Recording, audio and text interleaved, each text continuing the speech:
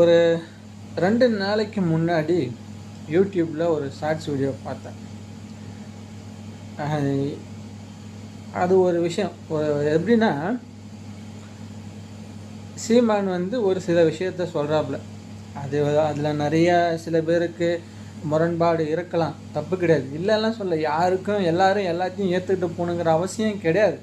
ஆனால் அதில் இருக்கக்கூடிய உண்மைத்தன்மை என்ன அப்படிங்கிறத, அது யாருக்காக சொல்கிறாங்க, இதனால் என்ன நல்லது இருக்குது, என்ன பயன் இருக்குது அப்படின்னு சிலதெல்லாம் சில காட்டு மிராண்டி பசங்க ஆராயறதெல்லாம் கிடையாது. அதுக்கு உதாரணம் சொல்லணும்னா, இப்போ இந்த கல் மேட்டரில் கூட நடந்துச்சு.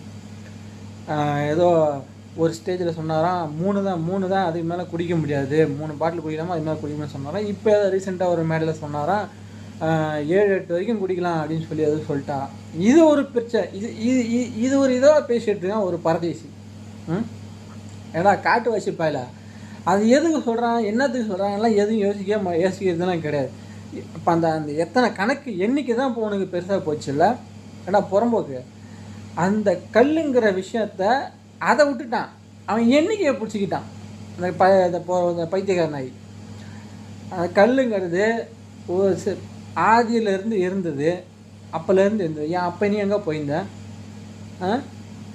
அது ஒரு நல்ல விஷயம். அதனால் சிலருக்கு கிராமத்தில் இருக்கக்கூடிய ஏழை விவசாயிகளுடைய வாழ்வாதாரம் பாதிக்கப்படுது அப்படிங்கிறது அதெல்லாம் சொல்கிறாங்க.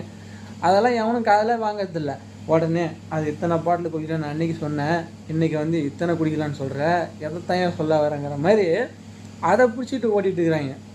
இன்றைக்கி போய் எல்லாம் கருப்பட்டி கூடு, என்ன நாட்டு சக்கரை கூடு, ஏன் மண்ணள்ளி தின்னுங்களேன்டா. கருப்பட்டின்னா உன் நாக்குக்கு கேட்குதா? ஏன் அதெல்லாம் எவனா பேசுங்களேன். திங்கிறது மட்டும் ஆர்கானிக் சாப்பிட்ணுமா? அதாவது என்ன பேசுகிறாங்க, எதுக்காக பேசுகிறாங்க, இதனுடைய மையக்கருத்து என்ன, அதை யாரும் பேச தருதில்ல. அவ ஏதோ சொல்கிறாப்புல, அது ஏதாவது உண்மைத்தன்மை இருக்குப்பா, சரிப்பா அப்படின்னு போகிறதில்ல. இந்த நாய்க்கு ஏதாவது ஒரு 10 ரூபா எங்கேயாவது பிச்சை காசுக்கு வச்சா போகணுன்ட்டு ஏதாவது ஒன்று பண்ணிக்கிட்டு உளறிக்கிட்டு காட்டு வாசி நாய் மேல் பேசிக்கிட்டு தெரிய வேண்டியது. மானகட்ட பசங்க.